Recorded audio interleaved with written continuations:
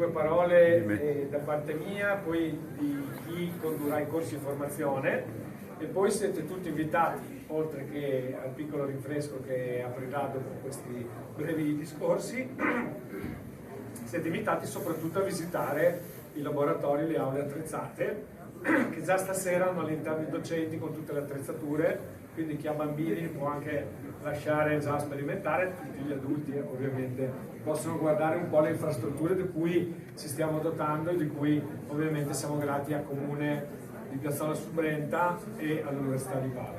Ma direi di iniziare, visto che siamo già molto numerosi, con i saluti, e lascio la parola al sindaco di Piazzola sul Brenta, il dottor Walter Zanga.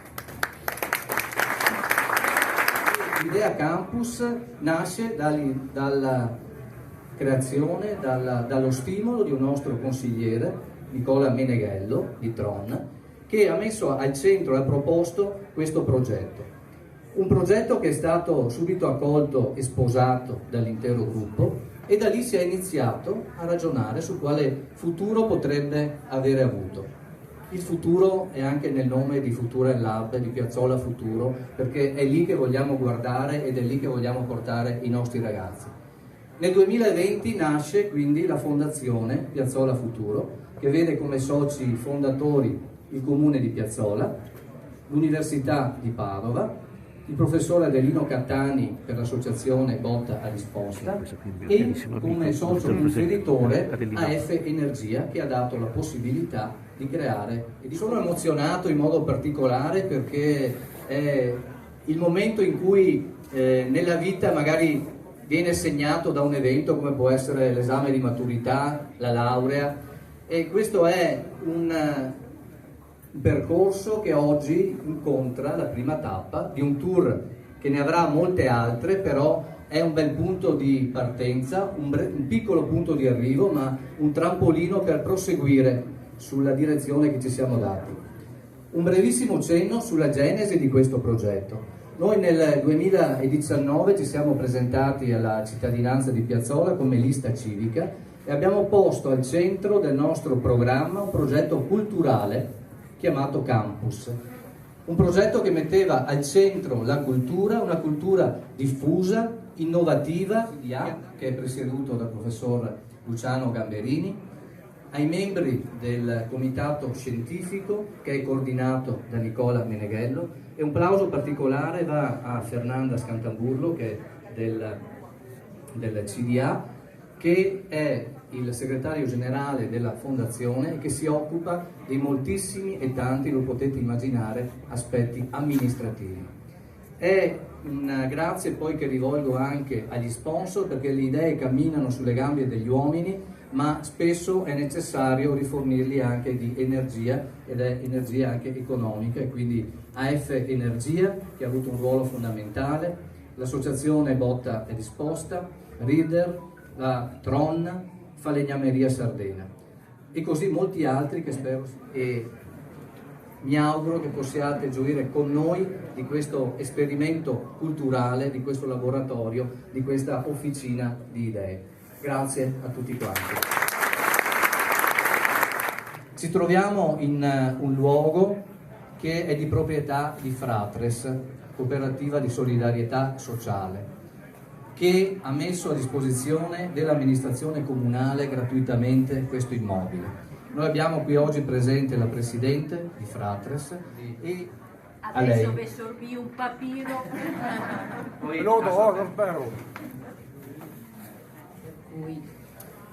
Sono Maria Luisa Antonello e sono il presidente della cooperativa sociale Fratres, oltre che mamma di una persona con disabilità.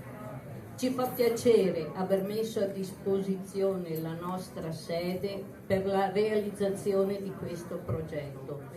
Quest'anno festeggiamo 40 anni dalla fondazione, è un traguardo veramente.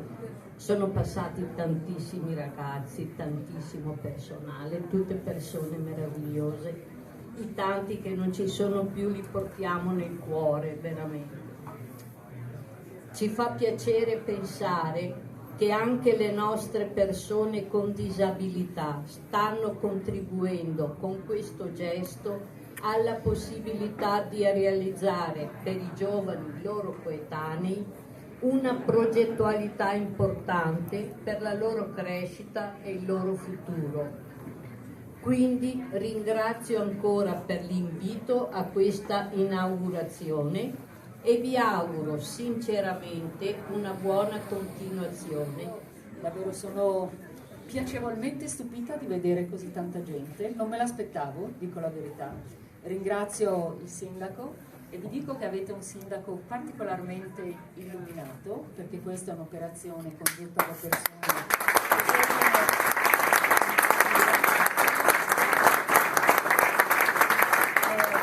Rappresento l'Università di Padova, quindi mi porto da sola, ma non da sola, 801 anni sulle spalle, e il fatto di avere comunque un'università con una tradizione storica così importante, io penso che debba essere di stimolo. In assoluto grazie, io lo devo a Luciano Gambarini. Perché non è facile interagire tra la provincia e la città, abbiamo ritmi diversi, organizzazioni diverse ed è stata una vera sfida, ve lo posso garantire, è stata una sfida che abbiamo cercato di portare al meglio, creando sinergia, mettendo insieme le nostre singole e diverse competenze, e grazie allo sprone di Luciano che ci ha insegnato a portare il meglio e a cercare sempre il meglio in noi stessi in tutto quello che facciamo. Direi che mi pare dalla partecipazione ci siamo riusciti, quindi ancora grazie a tutti. Nicola, sei desiderato.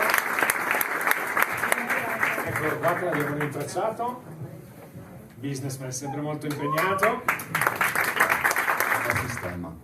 Far sistema tra le competenze, l'università, il territorio, cittadinanza, imprese, amministrazioni pubbliche che ricreano spazi per creare tutto questo.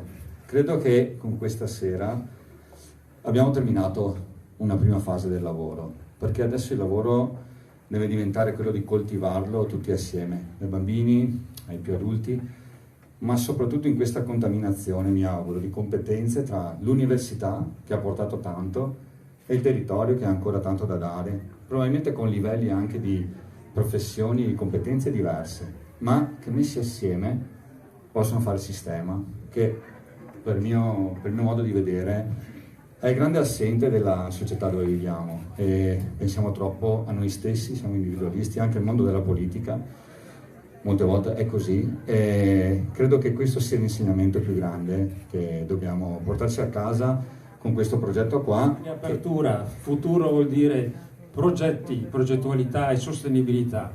Quello che noi facciamo in questa fondazione è quello di proporre la sostenibilità, un 14° articolo di sostenibilità, oltre ai 13 articoli canonici.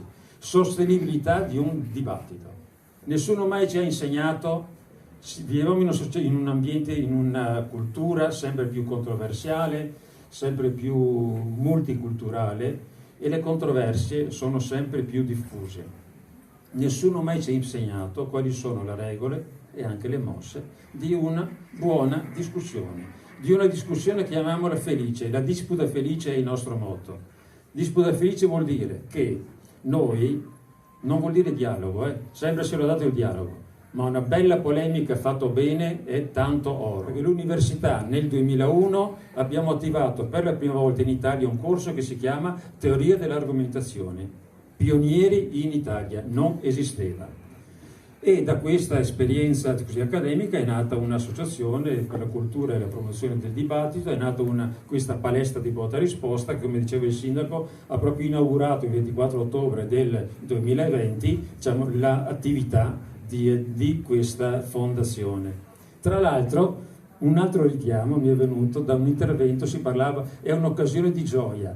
Bene, il tema di quel dibattito, che era la 7ª finale nazionale di palestra di botta e risposta, era: accomuna di più gli umani la gioia o il dolore? Bene, noi oggi siamo accomunati, mi pare, da una situazione di gioia. E quello che vogliamo fare è appunto questo, insomma, in un ambiente, soprattutto a partire dai giovani, bisogna prenderli da piccoli, perché da grandi poi, un tempo anche la relazione con l'altro. E questo è il motto che voi troverete, poi vedrete, diciamo, nella sala destinata, diciamo, ai bambini che volessero partecipare, ai giovani, va bene, troverete proprio la maglietta con questa scritta, che è appunto il nostro motto. Grazie. Grazie Adelino, troverete il laboratorio del professore in fondo a sinistra, dopo appunto le magliette, le cose che avrà da mostrarvi là. Adesso vorrei chiamare come ultima cosa molto velocemente tutti gli altri formatori, a partire dal maestro Goldin, se c'è in sala, dovrebbe essere qua con noi, Valeria Orso, Alice Betelli, Luigi Porto, maestro.